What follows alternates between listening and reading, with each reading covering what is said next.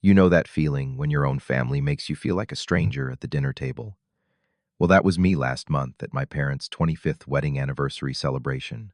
My brother Marcus had picked this fancy French place downtown, and I showed up straight from my shift at the garage, still smelling faintly of motor oil despite scrubbing my hands raw. The moment I walked into that upscale restaurant, I knew I was underdressed, but nothing prepared me for what happened next. Marcus looked up from the main table where everyone was already seated, flashed that condescending smile I knew too well, and pointed toward a flimsy fold-out chair positioned right next to the busboy station. Before I dive into what happened that night, drop a comment letting me know where you are watching from and smash that like button if you have ever been the odd one out in your own family. Hit subscribe because this story takes a turn that nobody saw coming, especially my brother. Let me paint you the picture of my family dynamics first, because understanding the history makes what happened later even more satisfying. Marcus is 6 years older than me, and from day one, he was the golden child. While I was learning to tie my shoes, he was already reading chapter books and impressing every adult within a 5-mile radius. By high school, he was valedictorian captain of the debate team and had already mapped out his path to law school. Meanwhile, I was the kid who preferred taking apart lawnmowers in the backyard to sitting in advanced placement classes. Our parents, Robert and Linda, never said it outright, but their pride in Marcus was obvious. Every family gathering became a showcase for his latest achievement. College graduation summa cum laude, landing a position at a prestigious law firm, marrying Sarah, who happened to be a cardiologist, buying their first house in the suburbs before turning 30. The comparisons were constant but subtle, delivered with that painful politeness that cuts deeper than outright criticism. I chose a different route. After high school, I went straight into automotive repair, starting as an apprentice at Tommy's garage on the south side of town. It was not glamorous work, but I loved the puzzle of diagnosing engine problems, the satisfaction of bringing a dead motor back to life with my own hands. Over the years, I worked my way up, earned certifications, and built a reputation for being able to fix anything with wheels. The money was decent, honest work that paid the bills and left me feeling accomplished at the end of each day. But in my family's eyes, I might as well have been invisible. Family dinners became exercises in subtle condescension. Marcus would ask about my work with that tone reserved for talking to children about their finger paintings. Sarah would smile politely and change the subject whenever I tried to contribute to conversations about anything beyond basic small talk. Even my parents seemed embarrassed when neighbors asked what their younger son did for a living. The restaurant Marcus had chosen for this anniversary celebration was Le Bernardin, one of those places where the appetizers cost more than most people spend on groceries in a week. The main table was a beautiful round setup for 8 people with crisp white linens, multiple sets of silverware, and fresh orchids as centerpieces. Everyone was already seated when I arrived, dressed in their finest clothes, sipping wine that probably cost more per bottle than I made in a day. And there I was, fresh from changing a transmission, wearing my cleanest pair of khakis and a button-down shirt that suddenly felt cheap under the restaurant's crystal chandeliers. Marcus looked up as I approached, and I will never forget the expression on his face. It was not anger or disappointment. It was amusement, like he was watching a comedy show unfold in real time. The fold-out chair he pointed to was not even a proper restaurant chair. It was one of those plastic things they probably used for staff meetings, positioned awkwardly next to where the busboys stacked dirty plates. The message was crystal clear without him having to say another word. But Marcus being Marcus, he could not resist driving the point home. The waiter approached our table with menus, walking directly past me like I was part of the furniture. I watched him distribute leather-bound menus to everyone at the main table while I sat there empty-handed, feeling smaller by the minute. When I finally managed to flag down a different server to get my own menu, I realized the prices were even more astronomical than I had imagined. The cheapest entree was $85. Marcus was in his element, playing the role of generous host and successful son. He ordered a bottle of wine that cost $400 without blinking, making a show of swirling it and nodding approvingly at the sommelier. The conversation flowed around topics I could barely relate to: investment portfolios, vacation homes, private school options for their future children. Every few minutes, someone would glance over at me with what I can only describe as pity mixed with embarrassment. The real gut punch came when Marcus started telling everyone about his latest case. He had just closed a deal involving some tech company acquisition worth several $1 million. The commission alone was more than I made in 2 years. Sarah jumped in with her own success story about being promoted to head of cardiology at the hospital, complete with the salary bump and the respect that came with the title. I tried to join the conversation by mentioning my recent promotion to lead mechanic at the shop. It was a big deal for me, came with a raise and the responsibility of training new guys. But the moment I started talking, I could feel the energy shift. Marcus let out this little chuckle and said, "That is nice, but not quite the same league, right?" The table went quiet for about 3 seconds before Sarah smoothly redirected the conversation back to their accomplishments. My dad, Robert, decided to pile on by reminiscing about Marcus buying his first BMW at 25. "Worked so hard for that car," he said, looking at Marcus with genuine pride. "Some people just have different priorities, I guess." The sideways glance he threw my way while saying this made it clear who he was talking about. My pickup truck in the parking lot suddenly felt like a billboard advertising my supposed failures. Jessica, Marcus's wife, suggested planning a family vacation to Europe, somewhere upscale, she emphasized. The underlying message was obvious. They were planning another family activity that would conveniently price me out of participation. I sat there 4 feet away from their warm circle of conversation, eating an appetizer I had to order separately because nobody bothered to include me in their group order. My phone buzzed with a text from Emma, my girlfriend of 2 years.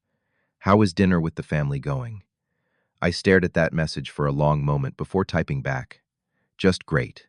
The bitterness in those 2 words was probably lost in translation, but it captured exactly how I felt in that moment.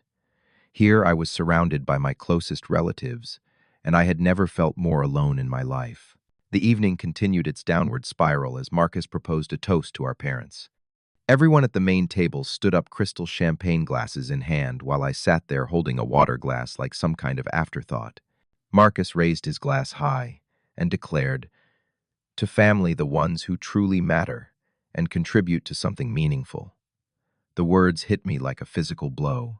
25 years of subtle put-downs and condescending remarks had led to this moment where my own brother was essentially declaring me worthless in front of our entire family. Nobody looked my way during the toast. They clinked glasses, shared warm smiles, and completely ignored the fact that one family member was sitting alone next to the dirty dish station. I drained my water glass and seriously considered walking out right then, but something kept me glued to that uncomfortable plastic chair. Maybe it was morbid curiosity about how much worse this could get, or maybe I was just too stunned to move. The dessert course brought another round of exclusion. Marcus ordered tiramisu for the table to share, naturally forgetting that there was another family member present who might want some. I watched them pass around small plates and silver spoons while I sat there dessertless, feeling like a kid pressed against a candy store window. The conversation had moved on to Marcus and Sarah's plans to buy a new house, something in the 2.8 million range, because they were thinking about having another baby and needed more space. The applause that followed this announcement was enthusiastic and genuine. My parents beamed with pride at the prospect of another grandchild. Sarah glowed with happiness, and Marcus basked in the attention like he always did. I found myself wondering if they would even remember to invite me to the housewarming party, or if I would hear about it secondhand through social media like so many other family milestones. Then came the moment that really broke something inside me. Marcus turned to our parents and said, "Dad, Mom, Sarah and I have been talking, and we want to help you guys with your retirement planning. We can handle the lawyer fees, the accounting, all of it. You should not have to worry about money in your golden years." The gesture was generous, I had to admit, but the way he said it made it clear that this was a conversation that had been happening without me for quite some time. I tried one last time to assert myself in this family dynamic. "I would like to help too," I said, my voice carrying more hope than confidence. "I've been saving money, and I know it is not as much as what Marcus can offer, but I want to contribute something." The silence that followed was deafening. Marcus looked at me with what I can only describe as amused condescension before responding, "That is sweet, but this requires serious money and expertise. We appreciate the thought, but maybe leave this to the professionals." Sarah nodded in agreement, adding, "We have got this covered, Jonathan. You focus on your own things." The dismissal was complete and devastating. I was not just being excluded from dessert or conversation anymore. I was being written out of my parents' future, deemed too incompetent and poor to help the people who raised me. The soft laughter that rippled around the table after Sarah's comment was the final straw. I stood up my chair, scraping loudly against the marble floor. Every eye in the restaurant seemed to turn toward me, but I was past caring about making a scene. Marcus looked up with irritation and said, "Already leaving typical." That word, typical, carried 25 years of accumulated resentment and superiority. It was his favorite way of dismissing anything I did that he found inconvenient or embarrassing. Just as I was about to walk away from that table, and possibly my family forever, our waiter approached with a leather folder in his hands. The bill had arrived. The waiter placed the bill directly in the center of the main table, and I watched the color drain from Marcus's face as he opened it. $3,200. The number seemed to hover in the air between us like a challenge. Multiple bottles of premium wine appetizers that cost more than most people's car payments, dry-aged steaks, and champagne that cost more per glass than I spent on groceries in a week. It was the kind of bill that would make even wealthy people pause and consider their choices. Marcus stared at the numbers, and for the first time all evening, he was not talking. Sarah leaned over to look at the total, and I saw her eyebrows shoot up toward her hairline.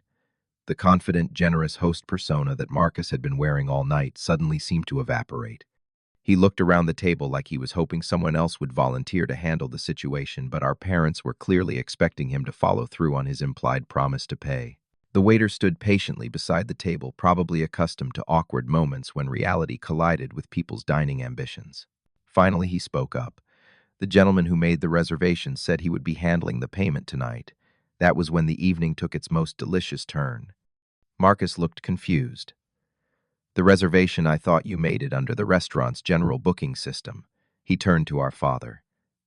"Dad, did you call ahead?" Robert shook his head, equally puzzled. That was when I realized they had no idea how this dinner had actually come together.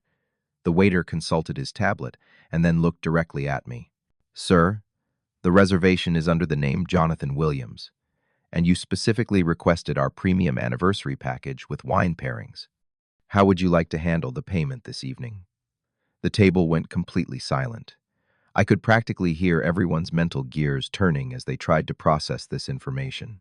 Marcus had called me the previous week, asking if I could book them somewhere nice for the anniversary, mentioning that my name was on some good restaurant lists. What he did not know was that I had spent the last 2 years building relationships with local business owners through my work at the garage.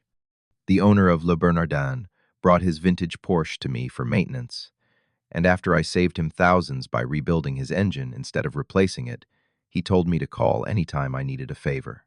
I had used that connection to secure this reservation, assuming it would be a nice gesture for our parents' special day. I never imagined Marcus would use the opportunity to humiliate me in front of the entire family. But now, holding that expensive bill in my hands, I felt a surge of power that I had never experienced before. I stood up slowly, taking the leather folder from the waiter's hands. The numbers on that bill represented more than just money. They represented every snide comment, every dismissive laugh, every time I had been made to feel like I did not belong in my own family. Marcus started to speak, but I held up my hand to stop him. "You know what, Marcus," I said, my voice steady and calm. "You are absolutely right. This table is for family only." I placed the bill back down in front of him and took a step toward the exit. And since I am apparently not family, this is not my table, not my celebration, and definitely not my bill. The panic that erupted at that table was immediate and beautiful to witness. Marcus jumped up so fast he knocked over his wine glass, sending red liquid cascading across the white tablecloth. "Wait, wait, you cannot just leave. We can work this out." But I was already walking toward the front door, feeling lighter with every step. Sarah was frantically digging through her purse, probably calculating whether their credit cards could handle a charge this size without advance notice. My parents sat in stunned silence, finally beginning to understand the dynamic they had enabled for decades. The other diners in the restaurant were starting to notice the commotion, and Marcus's face was turning red with embarrassment. I paused at the front door and turned back toward the table one last time. 25 years of being treated like I do not belong. I called out loud enough for them to hear, but not so loud as to create a bigger scene. Tonight you made it crystal clear where I stand in this family. Find your own way out of this one, brother. As I pushed through the glass doors and stepped into the cool evening air, I could hear Marcus behind me, probably offering frantic apologies to the waiter and trying to negotiate some kind of payment plan. My phone started ringing before I even reached my truck, but I let it go to voicemail. For the first time in my adult life, I had stood up to my family's treatment, and it felt incredible. The drive home gave me time to process what had just happened. Part of me felt guilty for leaving them in such an expensive mess, but a larger part felt vindicated. They had spent the entire evening making it clear that I was not worthy of their respect or inclusion.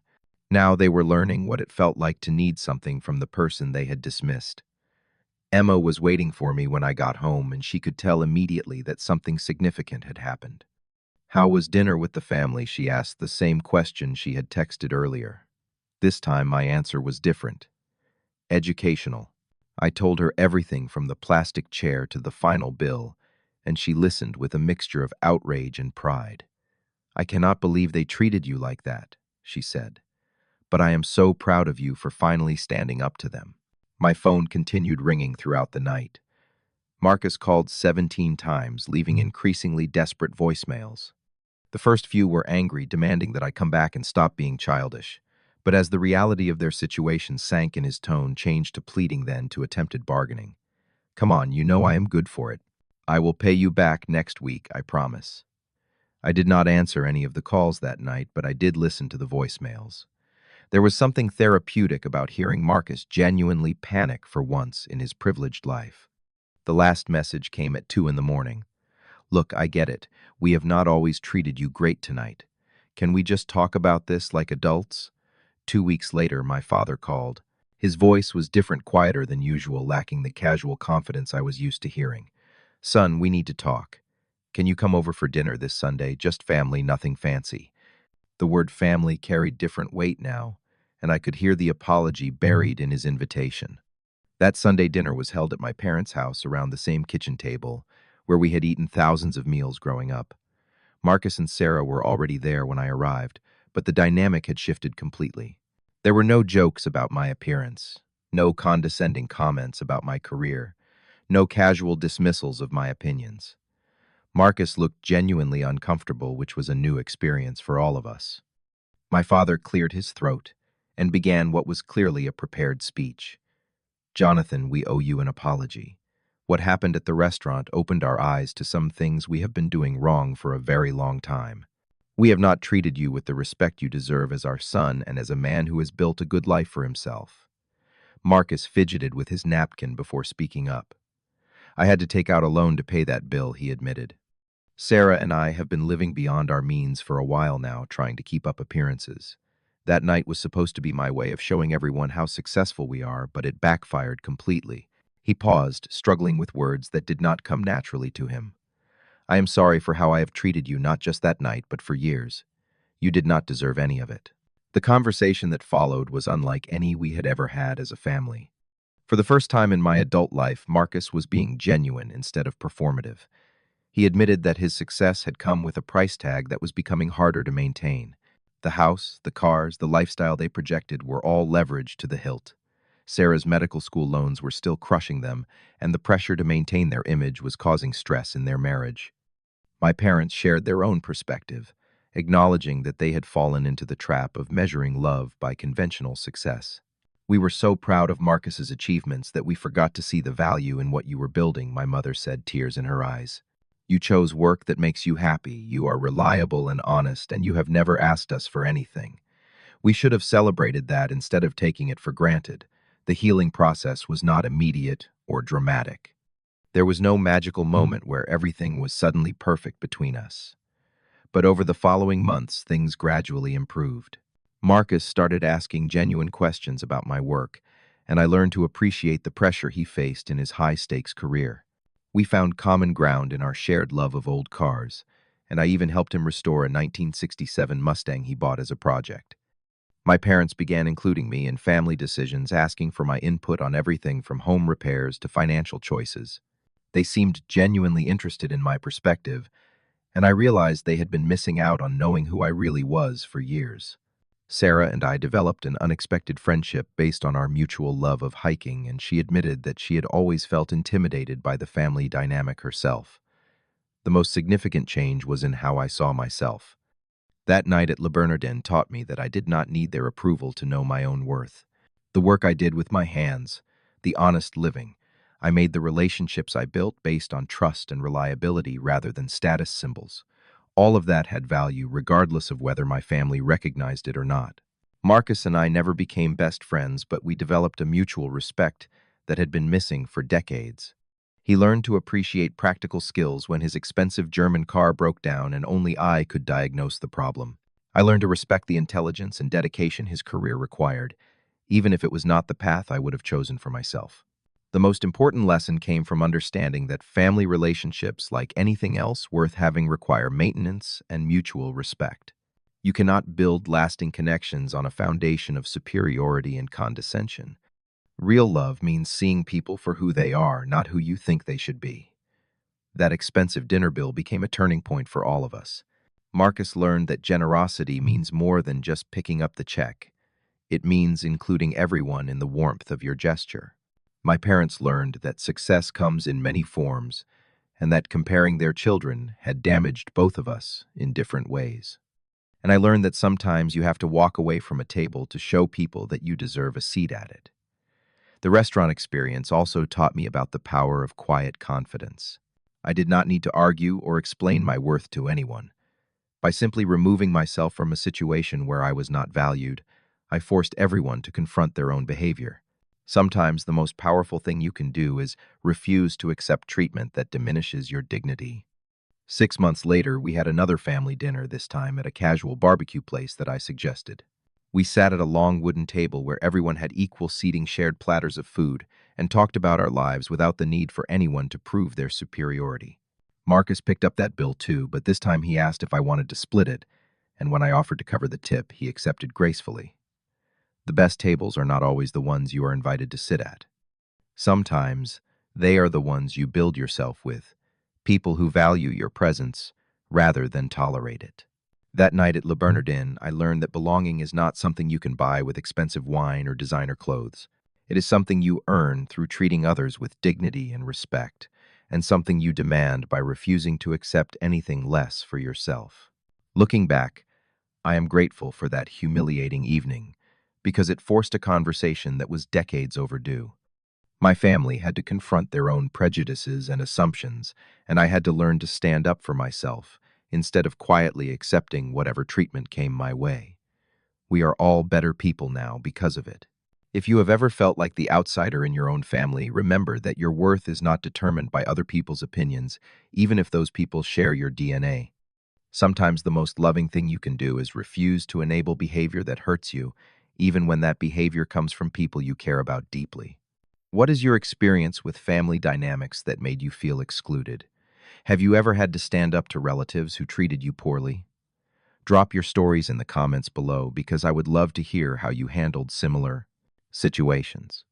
If this story resonated with you, give it a like and subscribe for more real-life experiences about overcoming difficult relationships.